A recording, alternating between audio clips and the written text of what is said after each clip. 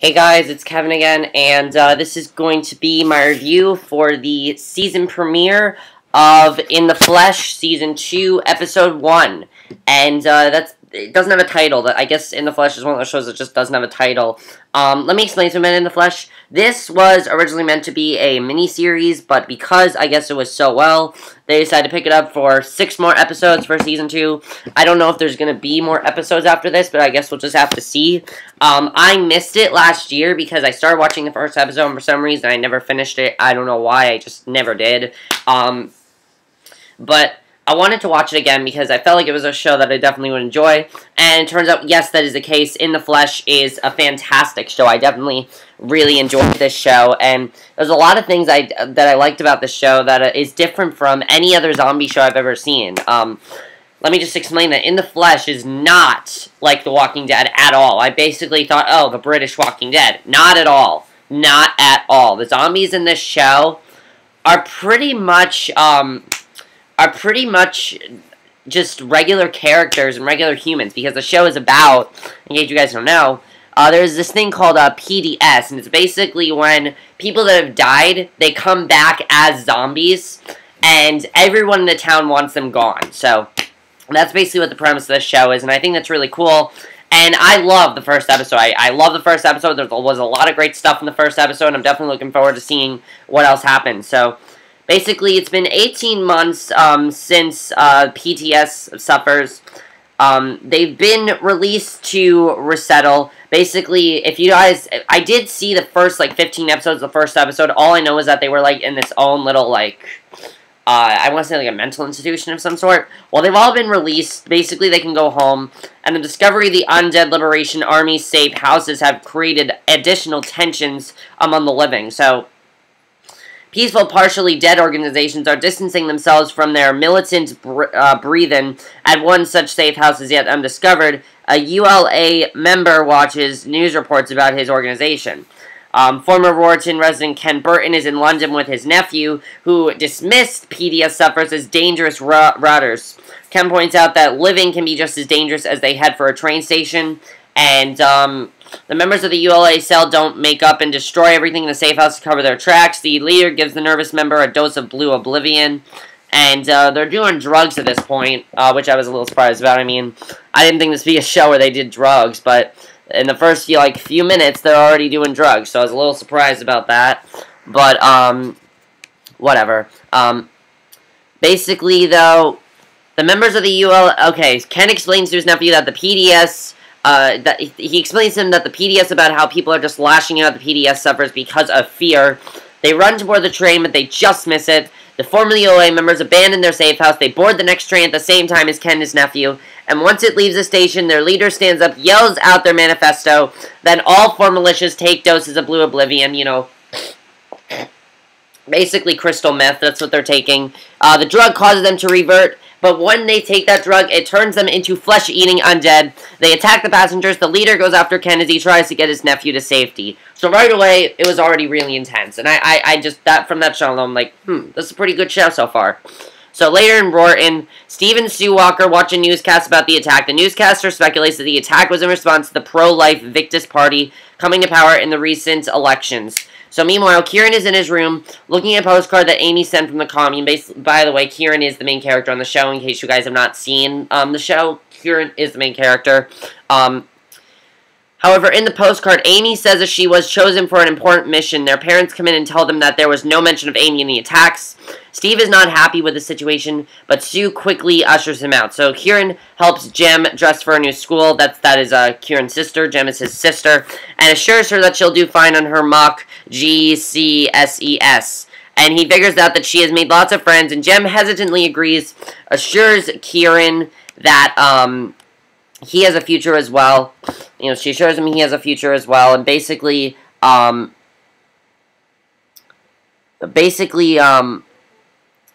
talks about how he's going to Berlin this weekend and because they're more tolerant of Pds Sufferers. And Jem tells him to go to Paris and pursue his dream of becoming an artist.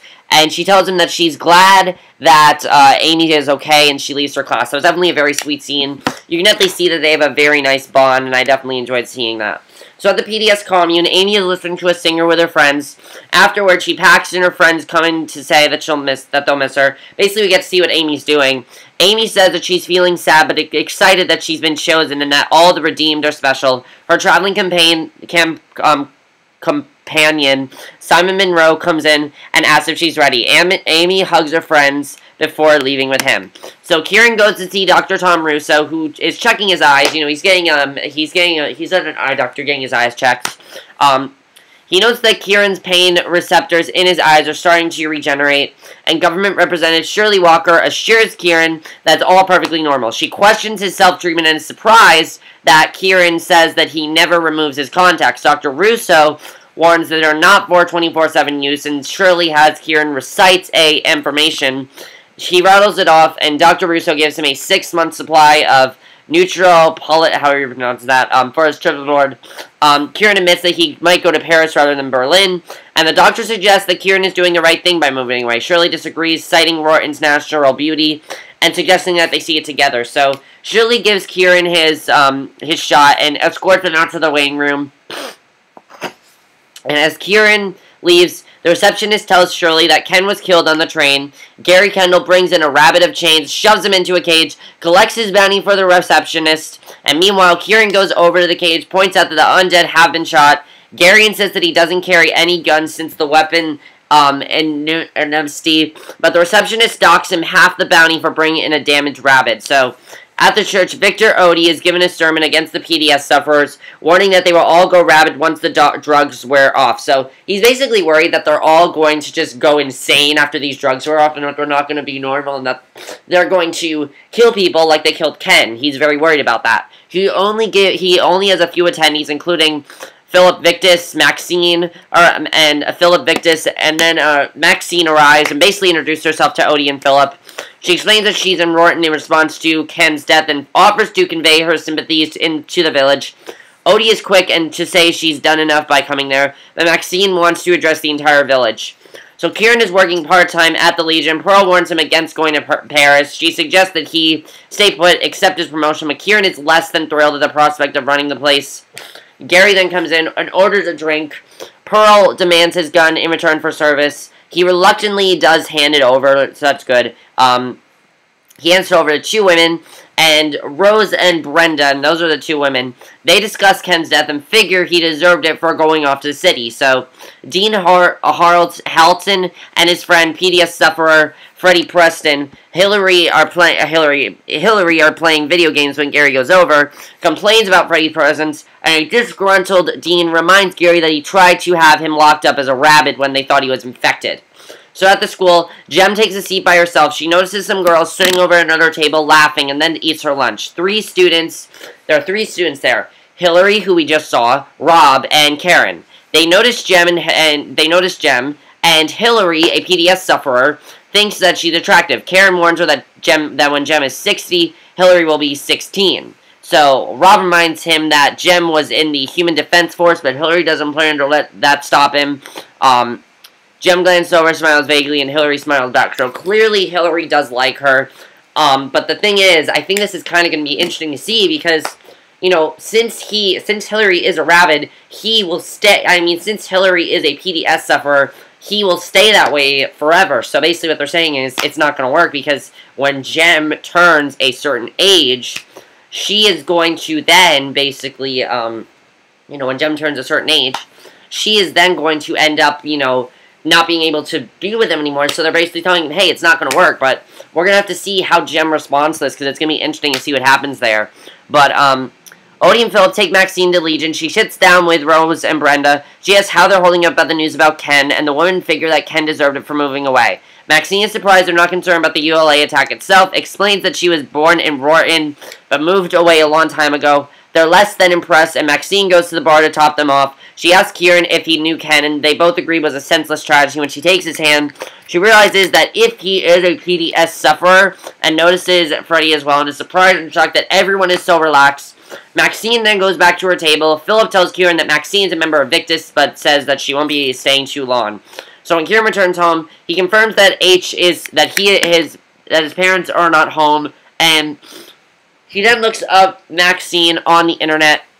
He watches one of her anti-PDS rants about how the Sufferer are cold-hard killers. I'm assuming Maxine's going to be like the big villain this year. Basically, Kieran then goes to his room, checks his tour book for PDS-friendly hotels, and Odie and Philip take Maxine to the local council house and show her the Lawn Dissude office. The Victor leaves Philip with her to clean up, and Kieran then goes to the cemetery, leaves a flower at Rick's grave. I guess that's probably one of his friends that died. That's what I'm assuming, or something like that. I don't really know. He's talking to his dead friend, and Kieran worries that he'll be stuck at the Legion forever. And guess who comes up? Amy comes up behind him, and they share a hug. So this is kind of him reuniting with Amy. They're heading back into town, and Kieran's telling Amy about his plans. She said that he doesn't have to go now that she's there, and that she's betrothed to someone.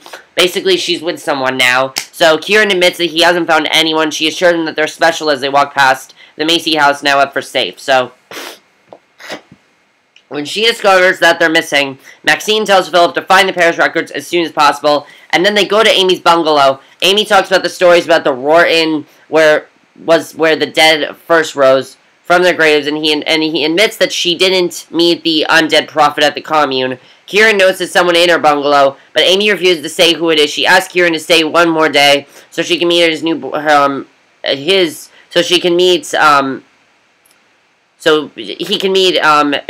new boyfriend, and they agree to meet in the morning. When he jokingly calls her a zombie, Amy turns seriously, tells him not to use that word or Pds Sufferer. She insists that they are the redeemed and that they shouldn't use the names the living gave them, and says goodnight. So basically what she's telling him is that, let's not think of us as zombies, let's just think of us as regular people, and that's what we are. We're just infected at this point, and we're going to be fine. So Philip tells Odie that Maxine wants to perish the records and says that he couldn't find them anywhere. The Victor says that he'll be keeping an eye on her and figures that she'll hold her meeting and then be out of town. So Maxine checks in at the B&B, and Sandra Furnish shows up to her room. The PM says that she'll join them for TV in a bit. Sandra warns her that her mother-in-law is a PDS sufferer. However, she assures Maxine that she voted Victus and insists that something needs to be done. The new PM agrees. Once she is alone, Maxine unpacks, takes out a small wooden toy train. Phil then goes to a secret club, gives a password to go in, and then at dinner, Kieran is telling his family that Amy is back. Steve figures that she's there to blow them all up, but insists that Kieran isn't like the Rabids. He figures out that Kieran isn't one of the ones who ate brains, unaware that basically, he's very unaware of what really happened. He's stammering for an answer. Jem knocks water in Steve's lap. Kieran smiles appreciatively for her help, because he doesn't want, anything bad to happen, so he then goes to the bathroom to get ready for bed. He prepares to take out his contacts, remove his makeup, but covers over the mirror first so he doesn't have to see himself. So Maxine sits next to Sandra's mother-in-law, Connie, on the couch, watches the TV. Connie complains about the show to her son Clive, and Sandra tells them both to shut up. She goes out to feed the cat during the commercial break, but she can't find it. A rabbit attacks her in the backyard. Clive tells Maxine that the HDL disbanded months ago, and all he has are tools. He finds a masonry drill. Maxine drives it into the rabbit's skull, smiling in satisfaction. And then Odie goes to pick some flowers, goes to the cemetery, places the flowers on Helen's grave, sees Maxine nearby, taking notes as she walks among the gravestones. She writes down Kieran's name from her gravestone as the Victor looks at her. At the Walker house, Jem is dreaming of finding Kieran in the supermarket with two other rabbits. Kieran wakes up, hears her crying out in her sleep, goes to check on her, realizing she's dreaming about him. Kieran turns and goes without a word. So in the kitchen, Steve's preparing to go to work, but stops to listen to a radio talk show. One caller insists that the ULA is trying to cause a second rising, that Victus is only one talking about what matters. Kieran then goes to the cemetery to meet Amy, and finds her boyfriend Simon sitting on her grave. That's her boyfriend. And basically, he re-examines the gravestone, asks what Kieran would have chosen on it to be, and then recites, eats, and says that's what he would want on his. So Amy walks up and is glad that Kieran has already met her new boyfriend. She explains that Simon is one of the 12 disciples of the undead prophet. Simon asks if he's into the liberation movement, and Kieran points out that 13 people were killed in the train attack, so including Ken. Despite that, Simon points out that there have been atrocities against the undead as well, and insists that the ULA is about protesting the redeemed from the living because no one else will. So he's very unimpressed, so Kieran says that there's no need to make trouble in Rorton, and points out that they're not wearing makeup. Amy insists that that's who they are, and Simon says that that running away won't change them. So he tells Kieran that he can live a new life in Rorton and not to let anyone tell him any different. So Maxine attends the village council meeting, tells them about the Rabid attack on Sandra. She assures the council members, then put it down herself. You know, it's pretty big here. Basically, Maxine says that she was going to rip apart someone. Odie agrees, and Maxine says that she'll put in a call to get their perimeter fence fixed. So Jem is in her room studying and looks over at photos of her in her HDL uniform. Her mother calls up to say that she's going out shopping, and after a moment, Jem goes with her. So Odie goes to see Maxine at her office and admits that she might have gotten off the wrong foot. He invites her to the vicarage that night for some scotch, and she agrees. So at the Legion, Gary and his friends Keith and Raymond are sitting around drinking and complaining about how there's no jobs since the undead are taking their jobs. Kieran ignores them as best as he can, and at the market, Sue and Jem buy groceries, and a woman, Sylvia Lonsdale, comes by and asks Sue if Kieran is gifted. Sue soon realizes that Sylvia believes her son, Henry, has supernatural powers and can communicate with the dead. Clearly uncomfortable, Sue sends Jem out of the cart. She goes by the aisle. She spots the stock boy, asks for help, but when he turns around, Jem realizes that he's undead because his contacts are out. Jem begs him to stay away. And after a moment, the stock boy, Al Duggill, apologizes for having to take his contacts out because they were hurting. Jem grabs what she needs, and then she moves on. So, Amy is then at her bungalow. She's putting on her new dress, and she notices that her hand is shaking. And after a moment, she gets control, but goes into her bedroom where Simon is dressing. Amy knocks. Simon says that she's stunning. They go in arm, and Gary and his friends are singing. They're singing, and they're drunk. So Simon and Amy come in, sans makeup and contact lenses, and then tells Kieran that they're having a night out. They sit down, and the former HDL soldiers glare at them. Odie's at home reading a book with the parish records where Maxine arrives. They share a toast to the future. Odie says they together can bring Rorton back from the brink and get the undead judge. Maxine wonders what he means, but Odie avoids her question and takes her into the next room. So Gary and his friends complain about the stench. Kieran tells Simon and Amy that they've made their point. Amy insists that they're free to go wherever they want. When Gary calls them rotters, Kieran has enough and orders him out. So Gary dares him to make him, and Simon watches with interest as Gary gets up, wipes off a swath of Kieran's makeup. Kieran shoves him away, and when Gary comes back, Simon grabs him by the neck. Pearl takes out her gun, orders Simon to let Gary go, and after a moment, Kieran slams his keys to the building down the bar, walks out. Simon releases Gary after a moment, and then at the very end, yep, so this is the very end, Odie takes Maxine to the back of the vicarage, talks about the Second Rising. There's a bunker there. The vicar explains that it will keep him and his dead wife, Helen, safe during the war that follows. And he tells Maxine that he knows why she's really there, who she is from the parish records, and that when the dead rise, they will both get what they want. And Odie insists that once they kill all of the undead, the dead will rise again, including his wife. Shocked, basically. She's very shocked at this point. And Maxine says that the last thing she wants is a second rising. And now that Rorton has the undead walking among the living, furious, Odie grabs her and says that he's the one who kept the village safe, then clutches at his chest as he has a heart attack. Maxine runs inside, starts to call the hospital, but sees a parish ledger. After a moment, she puts the phone down, grabs the ledger, and leaves. So then we get the last two scenes, which are really important because Kieran goes home, he starts packing. We don't know where he's going. All we know is that he's going to leave and he's going to go somewhere else. The very end of the episode, we see Maxine putting up photos of the various undead in Rorton, including Kieran. So definitely very interesting because they're probably on her blacklist of people that she wants to kill, basically. So a lot of very good points in this episode. My question is, where is Kieran going? Is he going to go to Paris? Is he going to go to London? Is he going to go to Paris like Jem said he should go to? Is he just going to go somewhere else that's like really far away from them? Because Amy basically told him we can go wherever we want to go, and I think that's what's going to happen is that they're all going to end up moving away somewhere, so that's going to be interesting to see. My other question is Maxine. What does she really want to do with all of them? Does she want to blacklist all of the PDS sufferers? Is that what she wants to do? I think that's probably what she wants to do. Jem and Hillary. Do you think that Hillary will be with Jem? Do you think that he will get what he wants with Jem? What do you think is going to happen there? I'm interested in seeing that. That's definitely going to be interesting to see what happens there. And I think that's pretty much it. Also, Amy and Simon, what do you think's going to happen with Amy and Simon? Do you think they're going to go the same place that Kieran's going? I'm interested in seeing if they're going to go the same place Kieran's going. I think they will. But this was a great first episode. Really looking forward to the next 5 episodes. That's it for my review. Hope you enjoyed, and I'll see you guys in my next video, which will be my review for Well, there's a lot on tonight. I will tell you this, the 2-hour finale, Once Upon a Time, is on tonight. That's probably not going to be, but I'm not going to watch that tonight. I'm going to watch that probably tomorrow. I will be seeing The Amazing Spider-Man 2 today, so I'm probably going to review that next, so I'll see you guys for that. Bye.